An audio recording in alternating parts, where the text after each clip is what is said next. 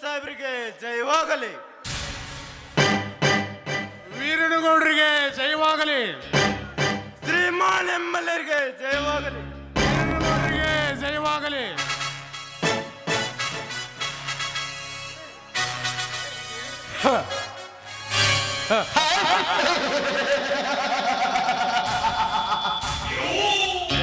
ಚಿತ್ ಮೂರ್ತಿಗಳೇ ಚಿತ್ತ ಮೇಲಾಗಿ ಮಲಗಿರುವಾಗ ಯಕಚಿತ್ ಒಬ್ಬ ಬಡ ಭಿಕಾರಿ ಬೀರ ಈ ವೀರನಗೌಡನ ಕೆಣಕ್ತಾನಂದರೆ ನೋಡ್ಕೊಂಡಿರೋದಕ್ಕೆ ತಲೆ ಕೆಟ್ಟಿದೆಯಾ?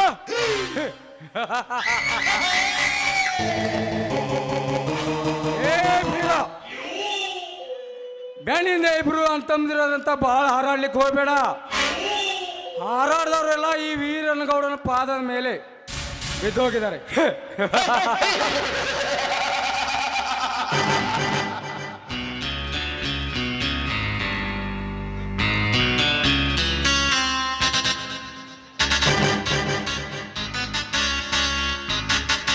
ಏ ಸೀತಾಪತಿ, ಆ ಶಶಿಧರನ ಕಿವಿಯಲ್ಲಿ ಊದಿದ ನಿನ್ನ ಪ್ಲಾನ್ ಏನಾಯ್ತು? ಫುಲ್ ಸಕ್ಸಸ್ ಆಗೈತ್ ಗೌಡ್ರ. ನಾವು ಹೇಳಿ ಕಳಿಸಿದಟ ತಡ ಮನಿಗೆ ಹೋದ ಗುಟ್ಲೆ ಬೆಂಕಿ ಹತ್ತಿ ಧಗ ಧಗ ಧಗ ಉರಿಯಾಕ ಹತ್ಬಿಟ್ಟೈತಂತ್ರಿ ಗೌಡ್ರ. ಯಾರು ಬಂದು ನೀರು ಹಾಕಿದ್ರು ಆರ್ವಲ್ದಂತ ಗೌಡ್ರ, ಆರ್ವಲ್ದಂತ.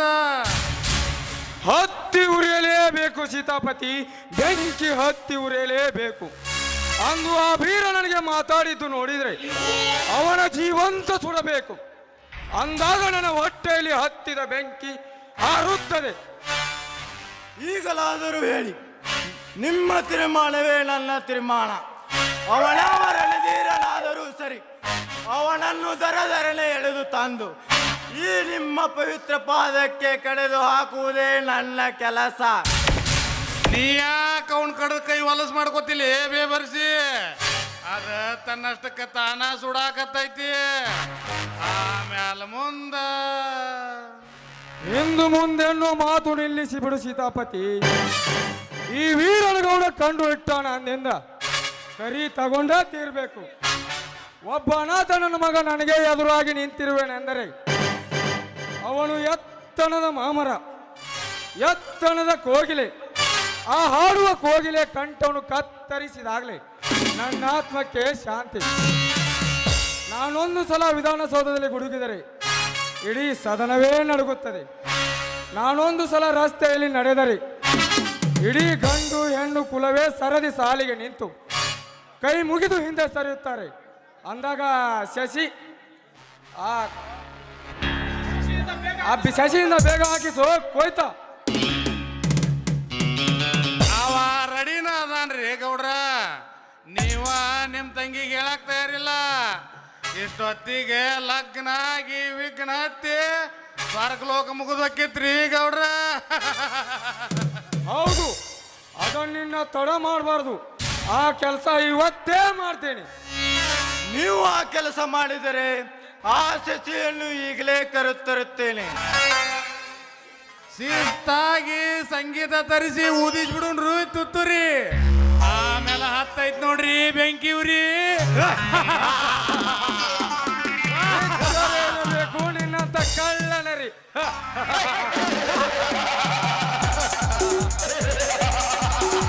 ಇದುವೇ ಈ ಸೀತಾಪತಿಯ ಚಪಲ ಸಿರಿ. ಬನ್ನಿ ಹೋಗೋಣ.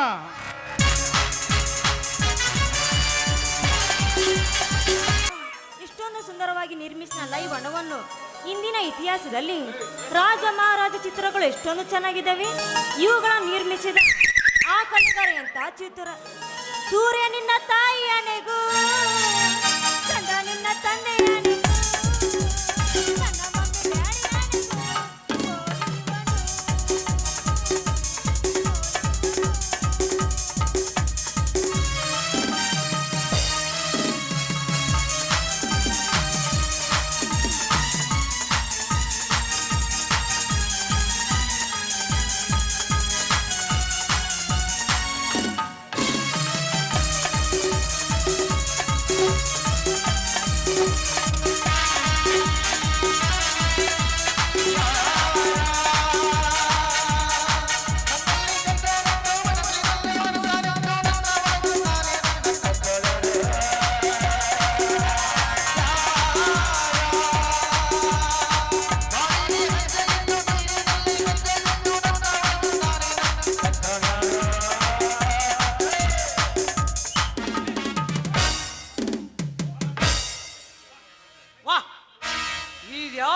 ವಸಂತ ಮಾಸದ ಕೋಗಿಲೆ ಎಷ್ಟೊಂದು ಕುಹು ಕುಹು ಎಂದು ಕೂಗಿ ಆಡುತ್ತಿದೆಯಲ್ಲ. ಆ ಸೂರ್ಯನ ಕಿರಣಕ್ಕೆ ಅರಳಿದ ಪುಷ್ಪದಂತೆ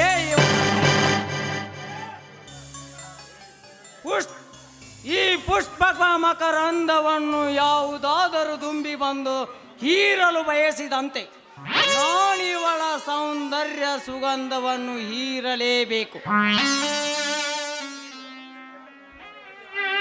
ಶ್ರೀಗಂಧದ ಪ್ರತಿಬಿಂಬ ಹೊಂದಿರುವ ಇವಳ ಒಂದೊಂದು ಅಂಗವನ್ನು ನಾ ಮುಟ್ಟಿ ಇವಳ ತುಟಿ ಕಚ್ಚಿ ಅದರ ಅಮೃತ ಹೀರುವುದೇ ನನ್ನ ಬಯಕೆ.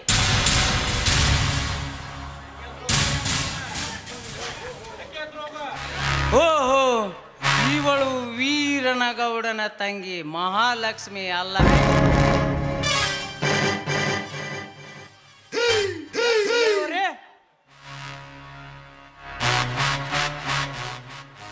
ಯಾರವರು? ಹೆದರಬೇಡ, ನಾನು ನಿನ್ನಣ್ಣನ ಸ್ನೇಹಿತ ಮನೋಹರ. ಗೊತ್ತಾಯ್ತು. ತಾವು ಬಂದ ಕಾರಣ? ನಿತ್ಯ ರಕ್ಷಣೆ ಪಂಜರದಲ್ಲಿರಬೇಕಾದ ಅರಗಿನಿ ಇಂದು ಎಲ್ಲರೂ ನೋಡುವ ಹಾಗೆ ಹೊರಗಡೆ ಬಂದಿದೆಯಲ್ಲ. ಪಾಪ, ಇಲ್ಲಿ ಅದಕ್ಕೆ ಯಾವುದಾದರೂ ದುಂಬಿ ಬಂದು ಚುಂಬಿಸುತ್ತಿದೆ ಎಂದು ನಿನ್ನ ರಕ್ಷಣೆಗೆ ನಾನೇ ಓಡೋಡಿ ಬಂದೆ. ಓ, ರಕ್ಷಣೆ ಕೊಟ್ಟಿದ್ದಾಯ್ತಲ್ಲ, ತಾವಿನ್ನು ಇಲ್ಲಿಂದ ಹೋಗಬಹುದು.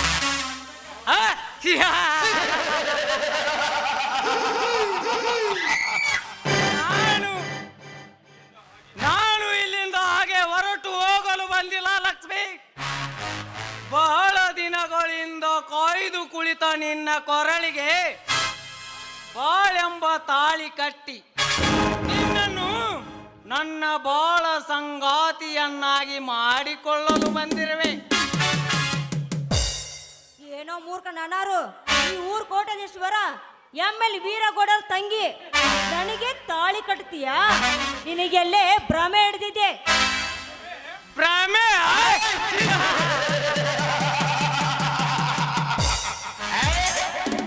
ಕ್ಷಣಾರ್ಧದಲ್ಲೇ ಅನೇಕ ಹೆಣ್ಣುಗಳನ್ನು ಸೃಷ್ಟಿಸಿ ಪಡೆಯಬಲ್ಲ ಈ ಕಲಾ ಬ್ರಹ್ಮನಿಗೆ ಭ್ರಮೆ?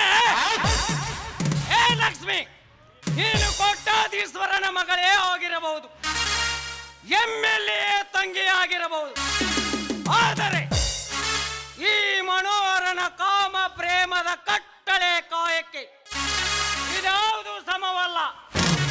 ಸುಮ್ಮನೆ ವಿಮುಖಗೊಳ್ಳದೆ ಈ ವನ ದೇವತೆಯ ಸಮ್ಮುಖದಲ್ಲಿ ಒಪ್ಪಿ ಬಿಡು ನೀ ನನ್ನ ಸತಿಯೆಂದು. ಕಟ್ಟಿ ಬಿಡುವೆ ನಿನ್ನ ಕೊರಳಿಗೆ ಈ ಕರಿಮಣಿ ಸರವನ್ನು. ಮಧುರ ಪ್ರೇಮ ಭಾವನೆಗಳಿಲ್ಲದೆ ಮದುವೆ ಮಸ್ತಾನಕ್ಕೆ ಸಮಾನ. ಒಪ್ಪಿಗೆ ಇಲ್ಲದ ಅಪ್ಪಿ ನಡುವ ಸಂಸಾರ ತೂತು ಬಿದ್ದ ಡೋನಿಗೆ ಸಮಾನ. ಮನೋಹರ್, ನೀ ಕಟ್ಟುವ ಈ ತಾಳಿ ನೇನೋಗಕ್ಕೆ ಸಮಾನ. ದೂರ ಸರಿ.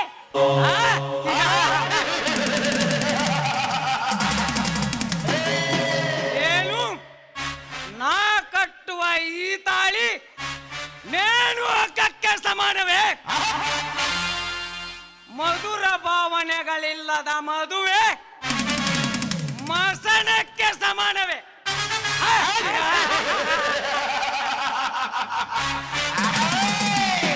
ಏ ಲಕ್ಷ್ಮಿ, ಈ ನಿನ್ನ ಕೆಟ್ಟ ಆಲೋಚನೆಯನ್ನು ಬಿಟ್ಟು ಒಂದು ದಿಟ್ಟ ನಿರ್ಧಾರಕ್ಕೆ ಬಾ.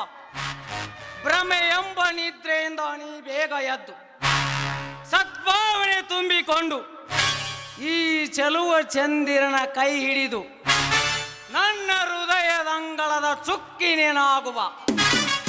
ನಿತ್ಯ ನನ್ನಂತರಂಗದಲ್ಲಿ ಪೂಜಿಸುವ ದುರ್ಗಾ ಮಾತೆ ನೀನಾಗುವ. ದೂರ ಸರಿದು ನಿಂತು ಮಾತನಾಡೋ ದುರಾತ್ಮ. ಹೆಣ್ಣು ಎಂಬುದು ನೀ ಭೋಗದ ವಸ್ತು ಎಂದು ನೀ ತಿಳಿದಿದ್ದಾರೆ ಇದೇ ನಿನ್ನ ಕೊರಳನ್ನು ಕೊಯ್ದು ದುರ್ಗಿ ಆಗುತ್ತಾಳೆ. ಎಚ್ಚರ, ಎಚ್ಚರ.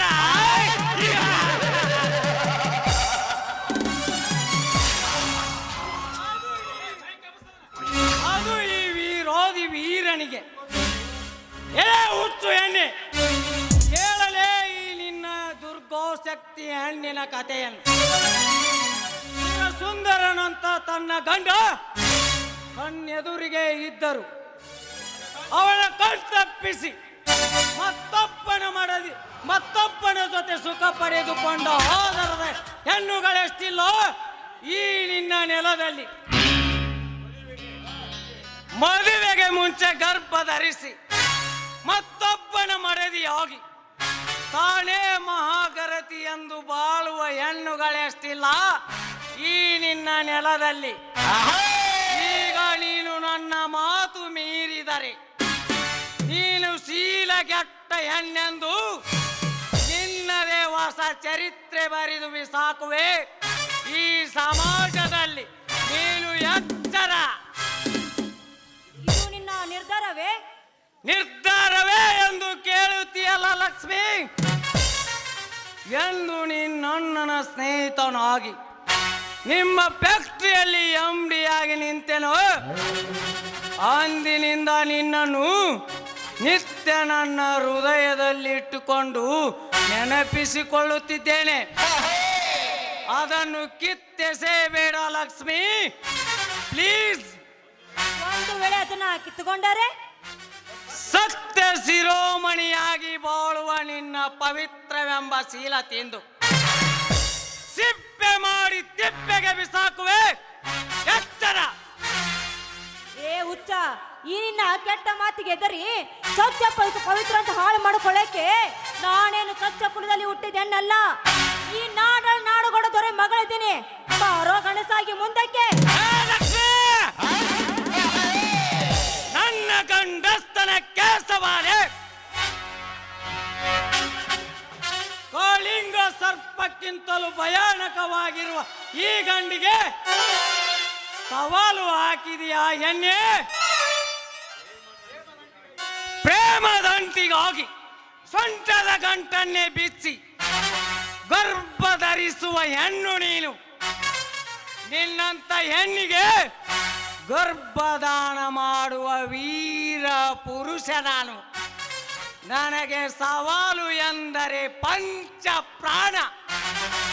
ಅಂದು ಮಹಾಭಾರತದಲ್ಲಿ ಪಾಂಚಾಲಿಯ ಸೆರಗನ್ನೇ ಕಿತ್ತೆಸೆದ ಆ ದುಶ್ಯಾಸನಿಗಿಂತಲೂ ಕಠೋರವಾಗಿರುವ ಈ ಮನೋರ ಎಂದು ನಿನ್ನ ಶೀಲ ಕೆರಸದೇ ಬಿಡಲಾರ. ಬಾರಲೇ ಬಾ.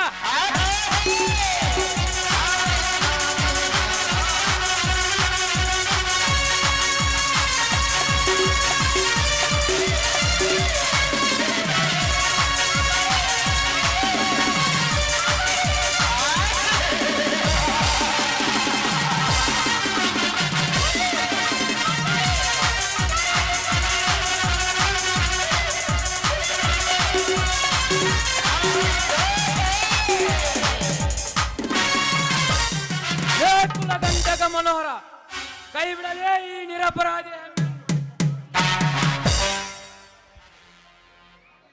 ನನ್ನ ಈ ಸವಾಲಿನಲ್ಲಿ ಜವಾಬು ಕೊಡಲು ಬಂದಿರುವ ನೀನ್ಯಾರಲೇ? ಭಾರತದ ಆರ್ಯ ನಾರಿಯರ ಗರತಿತನಕ್ಕೆ ಧಕ್ಕೆ ಮಾಡುವವರ ಕಣ್ಣು ಕೀಳುವ ಈ ಕುರಿಗಾರ ಬೀರ ಸಂಗೊಳ್ಳಿ ರಾಯಣ್ಣನ ವಂಶದ ಶೂರ. ಏ ಬೀರ, ಸತ್ತು ಹೋದವರ ಹೆಸರನ್ನು ಹೇಳಿ ಚಿಗುರಿಸಿಕೊಳ್ಳಬೇಡ ನಿನ್ನ ಹಿರಿಮೆಯನ್ನು.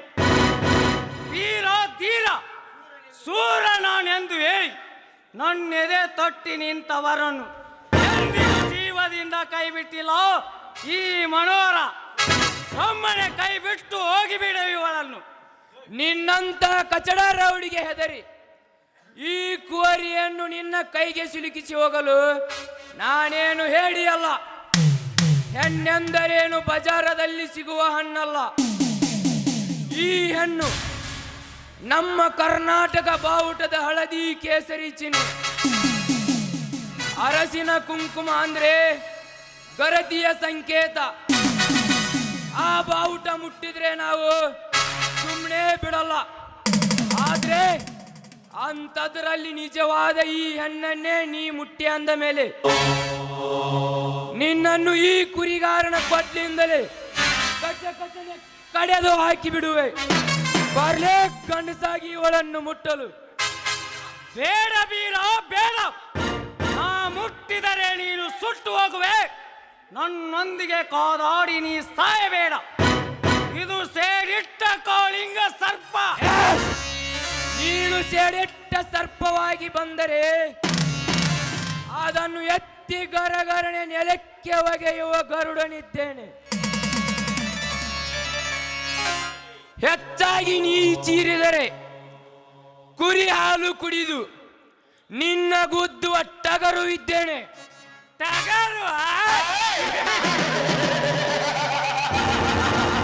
ಏ ಬೀರ, ಕುರಿ ಹಾಲು ಕುಡಿದವರೆಲ್ಲರೂ ಟಗರು ಆಗಲಿಕ್ಕೆ ಸಾಧ್ಯವಿಲ್ಲ. ಇದೊಂದು ಸಮಯ ಹೋಗಲಿ, ಮುಂದೆ ನೋಡ್ತಾ ಇರು ನನ್ನ ರಣರಂಗದ ಚದುರಂಗದ ಆಟದಲ್ಲಿ ನಿನ್ನ ಟಗರು ಹೇಗೆ ನೆಲ ಕಚ್ಚಿ ಬೀಳುತ್ತೆ ಎಂದು. ಬರ್ತೀನಿ ಬೀರ, ಬರ್ತೀನಿ.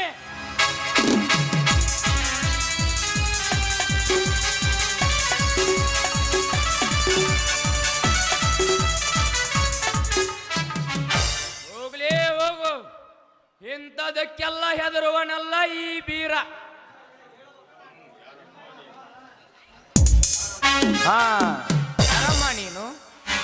ಒಂಟಿಯಾಗಿ ಈ ಜಗದಲ್ಲಿ ಬರಬಾರದು, ಹೋಗಿಬಿಡು ಮನೆ ಕಡೆಗೆ. ನಾನು ಈ ಊರ ಎಮ್ಮೆಲಿ ವೀರಗೌಡರ ತಂಗಿ. ನನ್ನನ್ನು ಈ ಕೂತರಿಂದ ಪಾರು ಮಾಡಿದ ನಿಮಗೆ ಶರಣಾರ್ಥಿಗಳು. ಓಹೋ, ಇರಲಿ. ಪಂಜರದೊಳಗಿಟ್ಟ ಸಾಕಿದ ನಿನಗೆ ಇಂತಹ ಪರಿಸ್ಥಿತಿ ಇರಲಿ. ನಿಲ್ಲಿ ಬೀರ, ಈ ನಿಮ್ಮ ಶೂರ ತೀರಣಕ್ಕೆ ನಾನು ಮನಸ್ಸೋತಿಗಿದ್ದೀನಿ. ನೀವು ನನ್ನ ಕೊರಳಿ ತಾಳಿ ಕಟ್ಟಿ ಗಂಡನಾಗಬೇಕೆಂದು ನಿಮ್ಮ ಕಾಲುಡಿದು ಬೇಡಿಕೊಳ್ಳುವೆ. ಛೇ ಛೇ, ಎದ್ದೇಳಮ್ಮ. ಎಂತಹ ನಿರ್ಧಾರ ನಿನ್ನದು?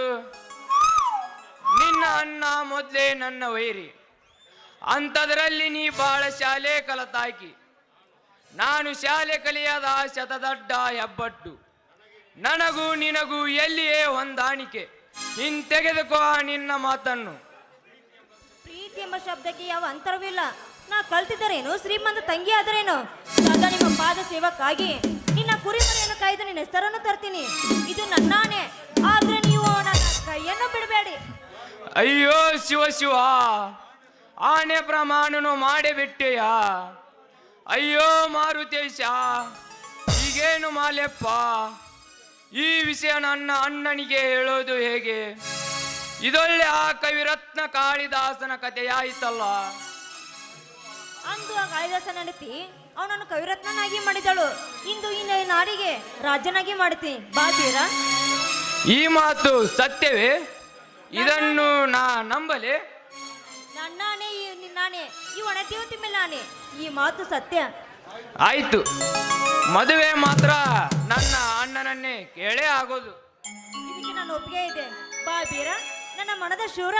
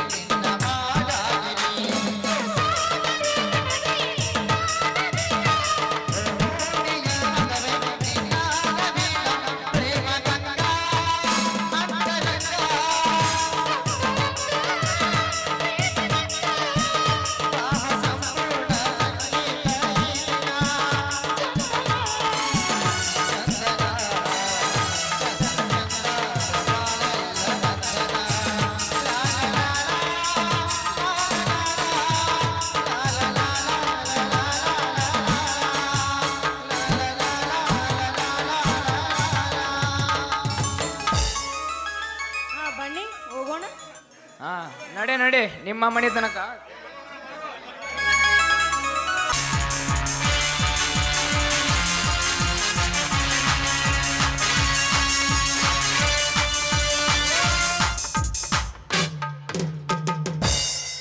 ಹೋಗು ಹೋಗು ಸೊಕ್ಕಿನೇ ಹೋಗು. ನಿನಗೇನು ಅರ್ಥವಾಗುತ್ತಿದೆ ಈ ಮನೋಹರನ ಕಪಟದ ನಾಟಕದ ಸನ್ನಿವೇಶ? ಇಂದು ನನ್ನ ಕೈವಶವಾಗಬೇಕಾಗಿರುವ ನೀನು ಹೋಗಿ ಹೋಗಿ ಆಸೆದ ದೊಡ್ಡ ಅನಾಥ ಬೀರನ ಕೈ ಹಿಡಿದಿಯಲ್ಲ, ಇದರ ಸೇರಿನ ಕಿಡಿಯನ್ನು ಇದೊಂದೇ ಪೋಟವಿನಿಂದ ನಿನ್ನಣ್ಣನ ತಲೆ ಕೆಡಿಸಿ ಆ ಶಶಿಧರನೊಂದಿಗೆ ನಿನ್ನ ಮದುವೆ ಕನಸು ನಾಶ ಮಾಡಿ ಮುಂದೊಂದು ದಿನ ನಿನಗೆ ವಿಧಿವೆಯ ಪಟ್ಟ ಕಟ್ಟಿ ನಿನ್ನ ಬಾಳನ್ನೇ ಬೀದಿಗೆಳೆದು ಕೊನೆಗೊಂದು ದಿನವಾದರೂ ನಿನ್ನ ದೇಹದ ಅಂಗ ಸುಖ ಸವಿಯದಿದ್ದಾರೆ ನನ್ನ ಹೆಸರು ನರನಾಗರ ಮನೋಹರನೇ ಅಲ್ಲ.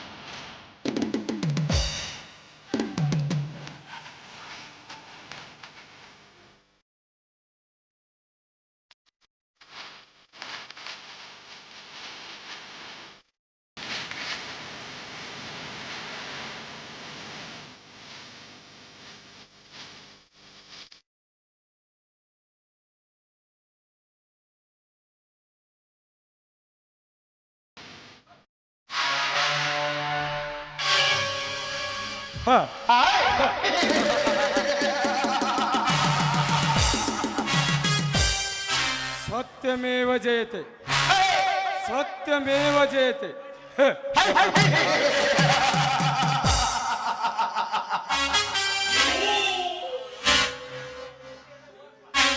ಸತ್ಯ ನ್ಯಾಯ ನೀತಿ ಧರ್ಮ ಅಂತ ಬದುಕಿದ್ದೆ, ಆದ್ರೆ ಕುಬೇರನಾಗಿ ಮೆರೆಯಬಹುದು ಈ ಕಲಿಯುಗದಲ್ಲಿ.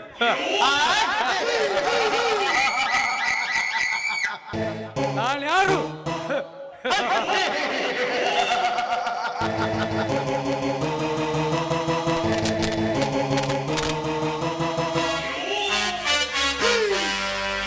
ಕೋಟ್ಯಾಧೀಶ್ವರ ದೇಸಾಯಿ ಗೌಡರ ಮಗ. ಹಳ್ಳಿ ಶಹರ ಪಟ್ಟಣ ಸಿಟಿಗಳ ರೌಡಿಗಳನ್ನೇ ಮಟ್ಟ ಹಾಕಿ ಮೆಟ್ಟಿ ನಿಂತಿರುವ ಪರಾಕ್ರಮಶಾಲಿ. ನನ್ನ ಕಂಡರೆ ಗೃಹ ಮಂತ್ರಿ ಹೆದರುವ, ಕಂಡರೆ ಮುಖ್ಯಮಂತ್ರಿ ಬೆದರುವ.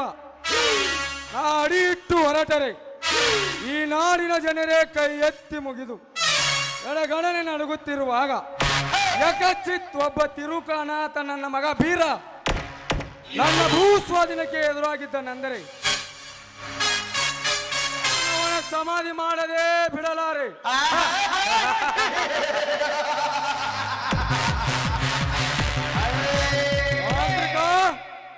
ಮಾಂತ್ರಿಕ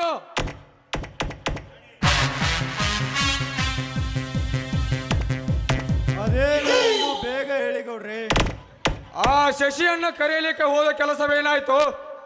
ಈಗಲೇ ಬರಲಿಕ್ಕೆ ಹೇಳಿದ್ದೇನೆ ಗೌಡ್ರಿ. ಆಗೋ ನನ್ನ ಸುತ್ತಲೇ ಅಂತವನ ಬಂದಲ್ರಿ ಗೌಡ್ರ.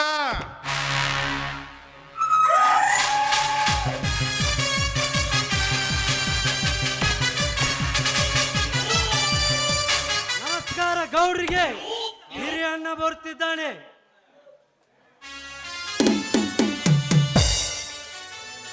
ನಮಸ್ಕಾರ ಗೌಡ್ರಿಗೆ. ಓಹೋ, ರೈತ ಮುಖಂಡ ಧರ್ಮರಾಜ್, ಬನ್ನಿ ಕುಳಿತುಕೊಳ್ಳಿ. ತಾವು? ಅದೇನಿಲ್ಲ ಗೌಡ್ರಿ, ಈ ವರ್ಷ ನಾ ಬೆಳೆದ ಮಾಲಿಗೆ ಚೆನ್ನಾಗಿ ರೇಟು ಬಂದಿತ್ತು, ಕೈ ತುಂಬ ಹಣನೂ ಬಂತು. ಹಾಗಾಗಿ ನನ್ನ ತಮ್ಮನ ಓದಿನ ಸಲುವಾಗಿ ನಿಮ್ಮ ಕಡೆ ತೆಗೆದಿರುವ ಸಾಲವನ್ನು ತೀರಿಸಲು ಬಂದಿರುವೆ. ಅಬ್ಬಾ, ಅಂತೂ ಈ ವರ್ಷ ನೀನು ಕೃಷಿಯಿಂದ ಖುಷಿಯಾಗಿದ್ದೀಯ ಅಂದಂಗಾಯ್ತು. ಅದಂತ ಖುಷಿ ಗೌಡ್ರಿ, ಮಳೆ ಚಳಿ ಬಿಸಿಲು ಎನ್ನದೆ ದುಡಿದು ಜೀವ ಭಾಳ ಸಣ್ಣ ಆಗೈತ್ರಿ ಗೌಡ್ರ. ಆಳಿನ ಪಗಾರನು ಭಾಳ ಆಗೈತಿ. ಅದನ್ನು ಉಳಿಸ್ಕೊಳ್ಳಾಕ ತ್ರಾಸ ಮಾಡಿಕೊಂಡು ಅದರಲ್ಲೇ ದುಡಿದು ನಿಮ್ಮ ಸಾಲ ತೀರಿಸ್ತೀನಿ ಗೌಡ್ರ. ಸೀತಾಪತಿ, ಇವರ ಸಾಲ ಎಷ್ಟು ಆಗೈತಿ ನೋಡು.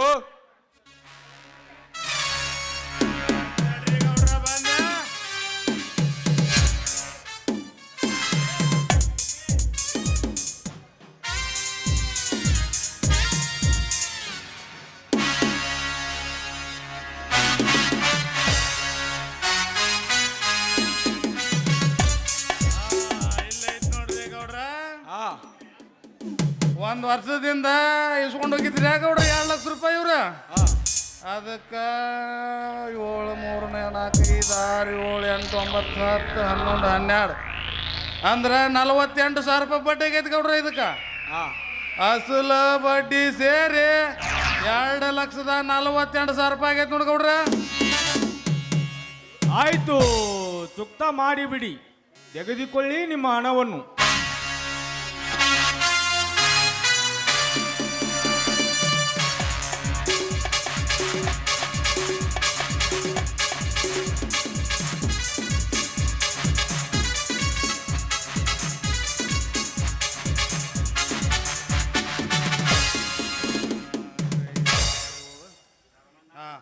ಎಲ್ಲ ಲೆಕ್ಕ ತೆಗೆದ ಚುಕ್ತ ಮಾಡಿ ನೋಡ್ಪ ಧರ್ಮಣ್ಣ. ಆಯ್ತು, ನಾನಿನ್ನು ಬರ್ತೇನೆ ಗೌಡ್ರಿ. ಶಶಿಧರ, ಬಾರೋ ಹೋಗೋಣ. ಇಲ್ಲಣ್ಣ, ನೀವು ನಡೆಯಿರಿ, ನಾ ಆಮೇಲೆ ಬರ್ತೇನೆ. ದೊಡ್ಡವರ ಮನೆಯಲ್ಲಿ ಬಹಳ ಹೊತ್ತು ನಿಲ್ಲಬಾರದು, ಬಾರಪ್ಪ ಹೋಗೋಣ. ಇಲ್ಲಣ್ಣ, ನಾಳೆ ನಾನು ಇನ್ಸ್ಪೆಕ್ಟರ್ ಆಗಿ ಅಧಿಕಾರ ಪಡಿತಿದ್ದೇನೆ, ಅದರ ಬಗ್ಗೆ ಮಾತಾಡಬೇಕಾಗಿದೆ. ಇವರು ಈ ಭಾಗದ MLA ರಲ್ಲವೇ, ಅದಕ್ಕೆ ನೀವು ನಡೆಯಿರಿ. ಸರಿ ಸರಿ, ಹಾಗೇ ಮಾಡು.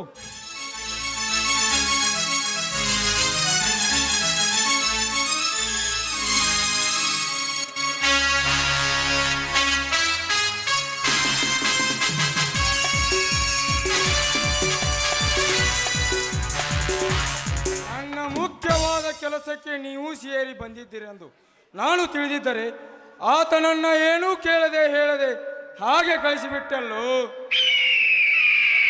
ಬರುವುದು ಬಂದಾನ, ನಮ್ಮ ಭೂಮಿ ವಿಷಯ ಕೇಳ್ತಾನ, ನಿನ್ನ ಲಗ್ನ ಸಮಾಚಾರ ಹೇಳ್ತಾನ ಅಂದ್ರೆ ಇದೇನಾಯ್ತು ನಿನ್ನ ಕೆಲಸ? ಆಚಾರ ವಿಚಾರ ಮಧ್ಯದೊಳಗ ಸದಾಚಾರ ಮಾಡ್ಕೊಂಡ್ ಕುಂತ್ರ ಅದೇನಂತ ಪಟಾಪಟ ಹೇಳಿಬಿಡಲಿ ತಮ್ಮ. ನನ್ನ ಮುಖ್ಯ ಇಲ್ಲಾಂದ್ರೆ ಆ ಬೀರನನ್ನ ಇಲ್ಲಿಗೆ ಕರೆಯಿಸಿ ಕೆರೆವೀಲೆ ಹೊಡೆದು ನೀನು ನನ್ನ ತಂಗಿಯ ಲಕ್ಷ್ಮಿಯನ್ನು ಮದುವೆಯಾಗಿ ಬಿಡು, ಎಲ್ಲ ಕೆಲಸ ಓಕೆ ಆಗತ್ತೆ. ಅದರ ಬಗ್ಗೆ ನಾವು ಇಬ್ಬರು ಸೇರಿ ಹೇಳಿದ್ದಾಗಿದೆ. ಇವತ್ತೇ ಆ ಕೇಸ್ ಕೊನೆ ಆಗುತ್ತದೆ. ಅದು ಇವತ್ತೇ ಕೊನೆ ಆಗದಿದ್ದರೆ ಅವನ ತಾರೀಕು ನಾವು ಕೊನೆ ಮಾಡ್ತೀವಿ.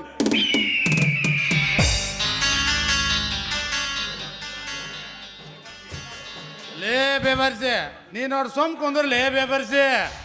ಈ ಶಶಿ ಮ್ಯಾಗ ನಮ್ದು ಒಟ್ಟು ವಿಶ್ವಾಸ ಐತಿ.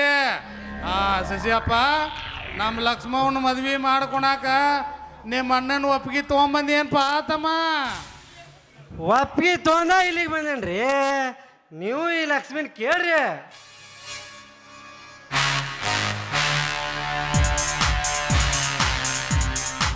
ಶಬ್ಬಾಷ್, ನಿನ್ನ ಎದುರಿಗೆ ಕೇಳ್ತೀನಿ. ಲಕ್ಷ್ಮಿ, ಏ ತಂಗಿ ಲಕ್ಷ್ಮಿ,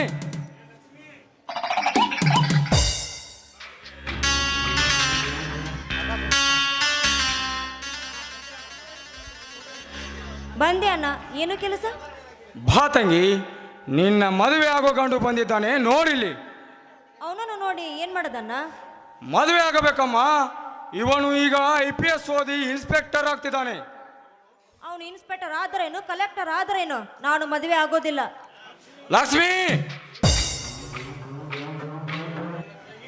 ಲಕ್ಷ್ಮಿ, ನೀನು ನನ್ನ ತಂಗಿ ಅಲ್ಲವೇ? ಮಲ ತಂಗಿ ಎಂಬುದು ಇಡೀ ಊರಿಗೆ ಗೊತ್ತಿದೆ. ನಾ ಮದುವೆ ಆಗೋ ಹುಡುಗ ಬೇರೆನೇ ಇದ್ದೇನೆ, ಇವಣ್ಣಲ್ಲ.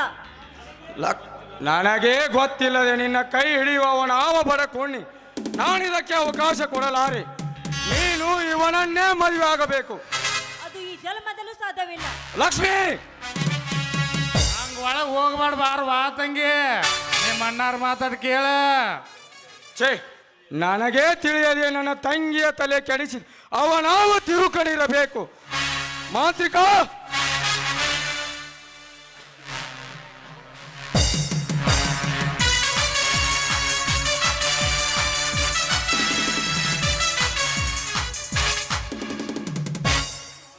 ಸ್ವಲ್ಪ ತಾಳ್ಮೆ ಇರಲಿ ಗೌಡ್ರೆ, ಸ್ವಲ್ಪ ತಾಳ್ಮೆ ಇರಲಿ. ನಿಮ್ಮ ತಂಗಿಯ ತಲೆ ಕೆಡಿಸಿದವರು ಯಾರು? ಯಾಕೆ ನಿತ್ಯ ನಿಮ್ಮ ವೈರುತ್ವದಲ್ಲೇ ಇದ್ದಾನೆ? ಅಂದರೇನಿದು ಮನೋರಾಣಿನ ಮಾತಿನ ಅರ್ಥ? ನನ್ನ ತಂಗಿಯ ತಲೆ ಕೆಡಿಸಿ ಕೈ ಹಿಡಿದು ಮೈ ಮುಟ್ಟಿ ಬರುವವನಾವ ಶೂರ. ಅವನೇ ಕುರಿಗಾರ ಬೀರ. ಲೇ ಬೀರ, ಸಾಧ್ಯವಿಲ್ಲ. ನಾನಿದನ್ನು ನಂಬಲು ಸಾಧ್ಯವಿಲ್ಲ. ಡಬಲ್ ಡಿಗ್ರಿ ಓದಿದ ನನ್ನ ತಂಗಿಯಲ್ಲಿ, ಆ ಹೆಬ್ಬೆಟ್ಟಿನ ಬೀರೆಯಲ್ಲಿ. ಮನೋಹರ, ನೀನು ಇದನ್ನು ಸುಳ್ಳು ಹೇಳುತ್ತಿರುವೆಯಾ? ನೀವು ನನ್ನ ಮಾತು ನಂಬುವುದಿಲ್ಲ ಅಂತ ತಿಳಿದೆ. ಅವರು ಹಾಡಿ ಅಪ್ಪಿ ನಿಂತಾಗ ಅವರ ಭಾವಚಿತ್ರವನ್ನು ತೆಗೆದಿದ್ದೇನೆ, ನೋಡಿರಿಲಿ.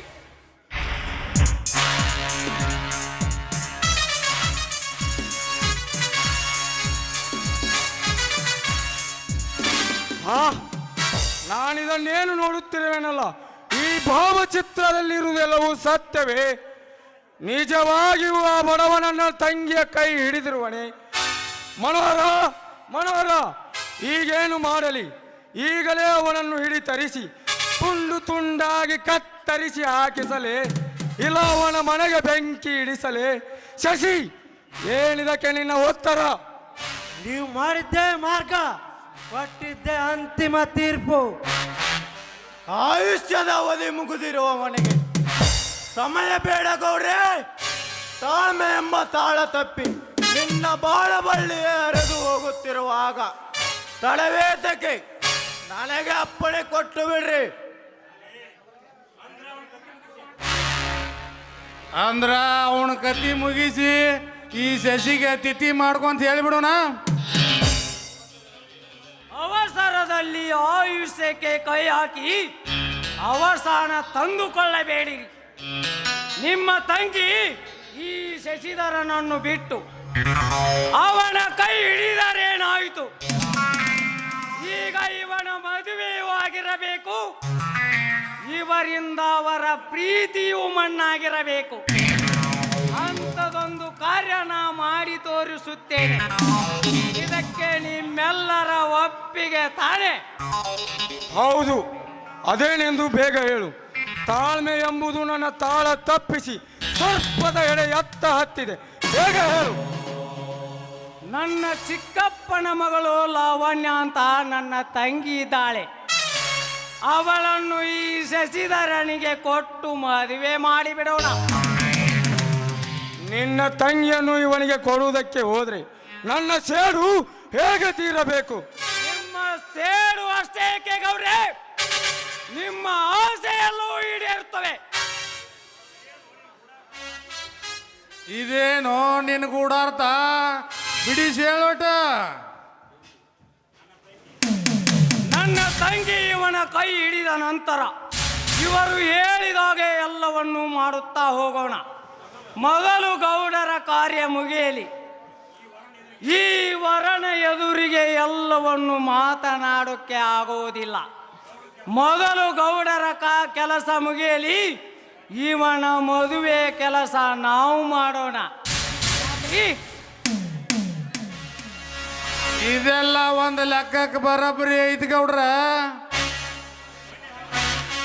ಬನ್ನಿ, ಹಾಗಾದರೆ ಮುಂದೇನು ಮಾಡಬೇಕನ್ನುವುದನ್ನು ನಾ ಮಾಡಿ ತೋರಿಸುತ್ತೇನೆ. ಶಶಿ, ಇದಕ್ಕೆ ಏನಂತೀಯ? ಮಾತು ಕೊಟ್ಟಾಗಿದೆ, ಮುಂದೆ ನಡೆಯಲಿ ನನ್ನ ಕಾರ್ಯ. ಹಾ ನಡ್ರಿ ಅಣ್ಣ. ಆ ಲಕ್ಷ್ಮವ್ವನ್ನ ಬೆಕ್ಕ ಮಾಡಿ ಕುಂದರ್ಸಿ ಅಂದ್ರೆ ಹಾಕ್ಬಿಡು ನಡ್ರಿ ಅಣ್ಣ.